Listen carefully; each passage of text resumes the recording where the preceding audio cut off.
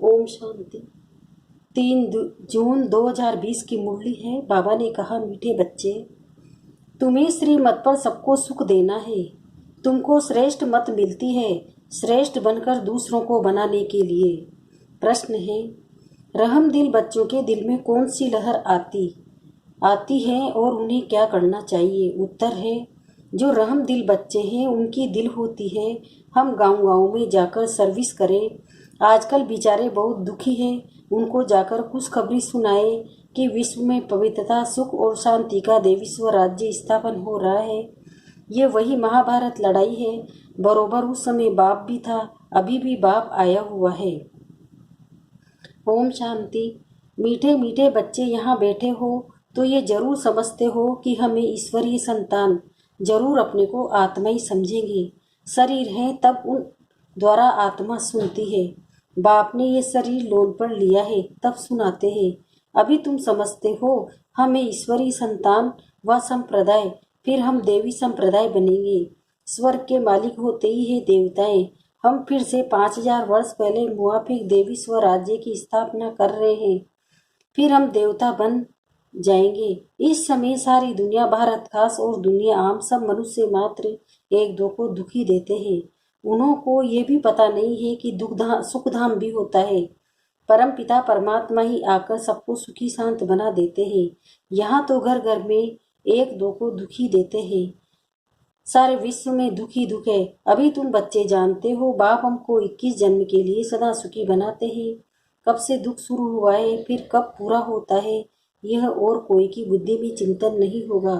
तुमको यह बुद्धि में है कि हम बरोबर ईश्वरीय संप्रदाय थे। यूं तो सारी दुनिया के मनुष्य मात्र ईश्वरीय संप्रदाय है। हर एक उनको फादर कह बुलाते हैं। अब बच्चे जानते हैं शिव बाबा हमको श्रीमत दे रहे हैं। श्रीमद मशहूर है, ऊंचते ऊंच भगवान की ऊंचते ऊंच मत है। गाया भी जाता है उनकी गतमत न्यारी। शिव बाबा की श्रीमद हमको कैसे क्या बनाती है। स्वर्ग का मालिक और जो भी मनुष्य मात्र है वह तो नरक का मालिक ही बनाते हैं। अभी तुम हो संगम पर, ये तो निश्चय है ना। निश्चय बुद्धि यहाँ आते हैं और समझते हैं बाबा हमको फिर से सुखधाम का मालिक बनाते हैं। हम ही 100% पवित्र ग्रस्त वाले थे। ये स्मृति आई है। 84 जन्मों का हिसाब भी है ना। कौन कौन कितने जन्म लेते हैं। जो धर्म बाद में आते हैं उन्हों के जन्म भी थोड़े होते हैं। तुम बच्चों को अब ये निश्चय रखना है हम ईश्वरीय औलाद है। हमको श्रेष्ठ मत मिलती है सबको श्रेष्ठ बनाने के लिए। हमारा वही बाबा हमको राजयोग सिखलाता है। मनुष्य समझते हैं कि वेद शास्त्र आदि सब भगवान से मिलने के रास्ते हैं और भगवान कहते हैं इनसे कोई भी मेरे साथ मिलता नहीं है। मैं ही आता हूँ।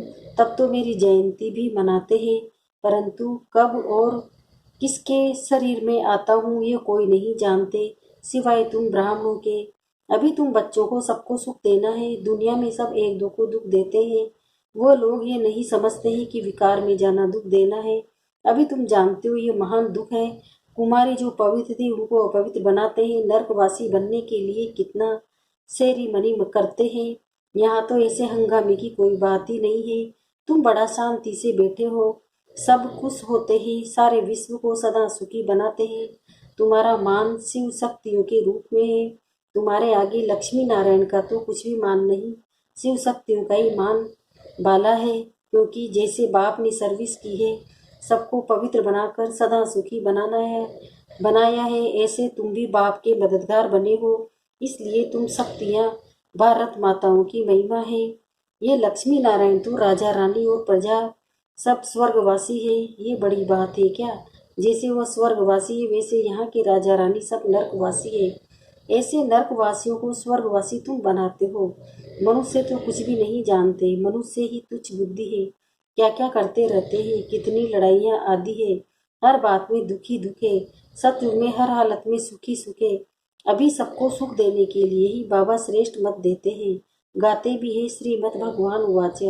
श्रीमद मनुष्य वाच नहीं है। सत्युग में देवताओं को मत देने की दरकार ही नहीं। यहाँ तुमको श्रीमद मिलती है। बाप के साथ तुम भी गाए जाते हो शिव शक्तियाँ। अभी फिर से वह पाठ प्रैक्टिकल में बज रहा है। अब बाप कहते हैं तुम बच्चों को मनसा वाचा कर्मणा सबको सुख देना है, सबको सुख धाम का रास्ता बताना है। तुम्हारा धंधा ही ये हुआ।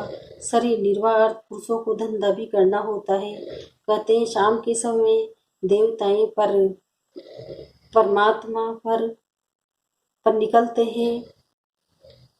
अब देवताएं यहाँ कहाँ से आए, परंतु इस समय को शुद्ध कहते हैं। इस टाइम पर सबको फुर्सत भी मिलती है। तुम बच्चों को चलते फिरते उठते बैठते याद करना है। बस कोई देहधारी की चाकरी आदि नहीं करनी है। बाप का तो गायन है न, द्रौपदी के पांव दबाए। इसका भी अर्थ नहीं समझते। स्थूल में पांव दबाने की बात नहीं है। बाबा के पास बुढ़िया आदि बहुत आती, जानते भक्ति करते करते थक गई है, आधा करके बहुत धक्के खाए है ना, तो ये पैर दबाने के अक्षर को उठा लिया है। अब कृष्ण पांव कैसे दबाएंगे, शोभेगा? तुम कृष्ण को पांव दबाने देंगी? कृष्ण को देखते ही उनको चटक पड़ेंगी। उनमें तो बहुत चमत्कार रहता है। कृष्ण के सिवाय और कोई बात बुद्धि में बैठती ही नहीं। वही सबसे तेजोमय है। कृष्ण बच्चे ने फिर मुरली चलाई, बात ही नहीं जचती। यहाँ तुम शिव बाबा से कैसे मिलेंगी? तुम बच्चों को बोलना पड़ता है। शिव बाबा को याद कर फिर इनके पास आओ। तुम बच्चों को तो अंदर में खुशी रहनी चाहिए। हमको शिव बाबा सुखी बनाते हैं। 21 जन्म के लिए ऐसे बाप के पिछाड़ी तो कुर्बान जाना चाहिए। कोई सपूत बच्चे होते हैं तो बाप कुर्बान जाते हैं। बाप ही हर कामना पूरी करते हैं। कोई तो ऐसे बच्चे होते हैं जो बाप का भी खून करा देते हैं। यहाँ तो तुमको मोस्ट विलवेड बनना है। किसी को भी दुख नहीं देना है। जो राम दिल बच्चे हैं उनकी दिल होती है। हम गांव गांव में जाकर सर्विस करें। आजकल बेचारे बहुत दुखी हैं। उनको जाकर खुशखबरी सुनाओ कि विश्व में पवित्रता सुख शांति का देवीश्वर राज्य स्थापन हो रहा है। ये वही महाभारत लड़ाई है। बरोबर उस समय बाप भी था, अभी भी बाप आया हुआ है। तुम जानते हो बाबा हमको पुरुषोत्तम बना रहे हैं। ये है पुरुषोत्तम संगम युग। तुम बच्चे जानते हो हम पुरुषोत्तम कैसे बनते हैं। तुमसे पूछते हैं तुम्हारा उद्देश्य क्या है? बोलो, मनुष्य से देवता बनाना। देवताएं तो मशहूर हैं। बाप कहते हैं जो देवताओं के भक्त हो उनको समझाओ। भक्ति भी पहले पहले तुमने शुरू की, शिव की भी, फिर देवताओं की। तो पहले पहले शिव बाबा के भक्तों को समझाना है। बोलो, शिव बाबा कहते हैं मुझे याद करो। शिव की पूजा करते हैं, परंतु ये थोड़े ही बुद्धि में आता है कि पतित पावन बाप है। भक्ति मार्ग में देखो धक्के कितने खाते हैं। शिवलिंग तो घर में भी रख सकते हैं, उनकी पूजा कर सकते हैं। फिर अमरनाथ बद्रीनाथ आदि तरफ जाने की क्या दरकार है? परंतु भक्ति मार्ग में मनुष्य को धक्के खाने पड़ते हैं। तुमको उनको छुड़ाना है। तुम हो शिव शक्ति, शिव के बच्चे। तुम बाप से शक्ति लेते हो, वह भी मिलेगी याद से। विकर्म विनाश होंगे। पतित पावन तो बाप है ना। याद से ही तुम विक्रमाजीत पावन बनते हो। सबको ये रास्ता बताना है। तुम सभी राम के बने हो। राम राज्य में है सुख, रावण राज्य में है दुख। भारत में ही सबके चित्र हैं जिनकी इतनी पूजा होती है। ढेर के ढेर मंदिर हैं। कोई हनुमान का पुजारी, कोई किसका। इनको कहा जाता है ब्लाइंड फेथ। अभी तुम जानते हो हम ही ब्लाइंड थे। इनको भी मालूम नहीं था ब्रह्मा विष्णु शंकर कौन है। किसको? ब्रह्मा बाबा को भी। जो पूज्य थे वही फिर पुजारी बने। सतयुग में है पूज्य, यहाँ है पुजारी। बाप कितना अच्छी रीति समझाते हैं। तुम जानते हो पूज्य होते ही सतयुग में है, यहाँ है पुजारी तो पूजा ही करते हैं। तुम तो शिव शक्तियाँ, अभी तुम न पुजारी न पूज्य हो। बाप को भूल मत जाओ। ये साधारण तन है ना, इसमें ऊंचते ऊंच भगवान आते हैं। तुम बाप को अपने पास निमंत्रण देते हो ना, बाबा आओ हम बहुत पतित बन गए हैं। पुरानी पतित दुनिया पतित शरीर में आकर हमको पावन बनाओ। बच्चे निमंत्रण देते हैं। यहाँ तो कोई पावन है ही नहीं। जरूर सभी पतितों को पावन बनाकर ले जाएंगे ना, तो सबको शरीर छोड़ना पड़े ना। परंतु शरीर छोड़ते हैं तो कितना हाय दोष बचाते हैं। तुम खुशी से जाते हो। अभी तुम्हारी आत्मा रेस करती है। देखे कौन शिव बाबा को जास्ती याद करते हैं, शिव बाबा की याद में रहते हैं। शरीर छूट जाए तो अहो सौभाग्य, बेड़ा ही पार है। सभी को बाप कहते हैं ही ऐसे पुरुषार्थ करो। सन्यासी भी कोई कोई ऐसे होते हैं, ब्रह्म में लीन होने के लिए अभ्यास करते हैं, फिर पिछाड़ी में ऐसे ऐसे बैठे शरीर छोड़ देते हैं। सन्नाटा हो जाता है। सुख के दिन फिर आएंगे, इसके लिए ही तुम पुरुषार्थ करते हो। बाबा, हम आपके पास चले, आपको ही याद करते करते जब हमारी आत्मा पवित्र हो जाएगी तो बाप हमको साथ ले जाएंगे। आगे जब काशी कलवट खाते थे तो बहुत प्रेम से खाते थे, बस हम मुक्त हो जाएंगे ऐसे समझते थे। अभी तुम बाप को याद करते चले आए हो शांति धाम। तुम बाप को याद करते हो तो इस याद के बल से पाप कटते हैं। वह समझते हमारे फिर पानी से पाप कट जाएंगे, मुक्ति मिल जाएगी। अब बाप समझाते हैं वो कोई योग बल नहीं है। पापों की सजा खाते खाते फिर जाकर जन्म लेते हैं, नए सिर फिर पापों का खाता शुरू होता है। कर्म अकर्म विकर्म की गति बाप बेट समझाते हैं। राम राज्य में कर्म अकर्म होते हैं, रावण राज्य में कर्म विकर्म होते हैं।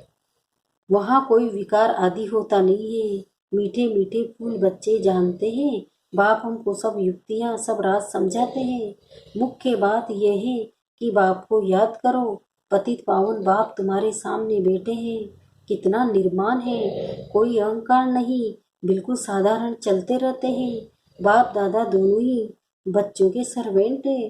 तुम्हारे दो सर्वेंट है, ऊंचते ऊंच शिव बाबा फिर प्रजापिता ब्रह्मा। वो लोग त्रिमूर्ति ब्रह्मा का देते अर्थ थोड़े ही जानते हैं। त्रिमूर्ति ब्रह्मा क्या करते हैं कुछ भी पता नहीं है। अच्छा, मीठे मीठे सिकिल्दे बच्चों प्रति माता पिता बाप दादा का याद प्यार और गुड मॉर्निंग। रूहानी बाप की रूहानी बच्चों को नमस्ते। हम रूहानी बच्चों की भी रूहानी माता पिता बाप दादा को याद प्यार गुड मॉर्निंग, नमस्ते नमस्ते नमस्ते। शुक्रिया बाबा, शुक्रिया आपका पद्मा पदम शुक्रिया। धारणा के लिए मुख्य सारे पहला है, सदा ये निश्चय रहे कि हम ईश्वरीय औलाद हैं। हमें श्रेष्ठ मत पर चलना है, किसी को भी दुख नहीं देना है, सबको सुख का रास्ता बताना है। दूसरा है, सपूत बच्चा बन बाप पर कुर्बान जाना है, बाप की हर कामना पूरी करनी है। जैसे बाप दादा निर्माण और निरहंकारी है, ऐसे बाप समान बनना है। वरदान है, कल्याणकारी बाप और समय का हर सेकंड लाभ उठाने वाले निश्चय बुद्धि निश्चिंत भव। अब इसका विस्तार बता रहे बाबा। जो भी दृश्य चल रहा है उसे त्रिकालदर्शी बंद कर देखो। हिम्मत और उल्लास में रह स्वयं भी समर्थ आत्मा बनो और विश्व को भी समर्थ बनाओ। स्वयं के तूफानों में हिलो मत, अचल बनो। जो समय मिला है, साथ मिला है, अनेक प्रकार के खजाने मिल रहे हैं, उससे संपत्तिवान और समर्थिवान बनो। सारे कल्प में ऐसे दिन फिर आने वाले नहीं हैं, इसलिए अपनी सब चिंताएं बाप को देकर निश्चय बुद्धि बन सदा निश्चिंत रहो। कल्याणकारी बाप और समय का हर सेकंड लाभ उठाओ। सारी चिंता फिकर सब किसको दे दो? बाबा को दे दो। अभी हमें कल्याणकारी बाबा मिला है तो फिर लाभ उठाओ ना बाबा से, जन्मों जन्मों के लिए भर लो झोलियां। स्लोगन है, बाप के संग का रंग लगाओ तो बुराइयां स्वतः समाप्त हो जाएगी। बाप के संग का रंग लगाओ मतलब सदा बाबा के साथ रहो, बाबा की याद में रहो, तो बुराइयां तो स्वतः ही खत्म हो जाएगी। ओम शांति।